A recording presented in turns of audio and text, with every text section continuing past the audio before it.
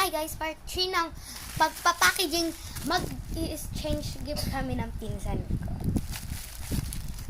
So, napak ko na yung akin. Napak niya na yung kanina. So, eto. Tas may pa-previous pa siya. Eat lang. Saraduhan ko na pala siya.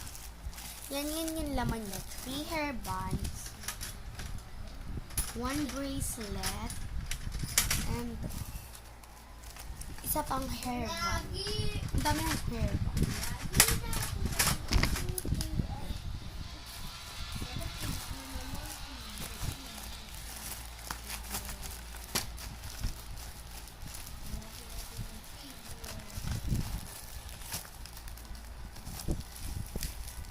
Yan na guys, so mag-exchange gift na lang kami. Hintayin nyo na lang kami. Part 4.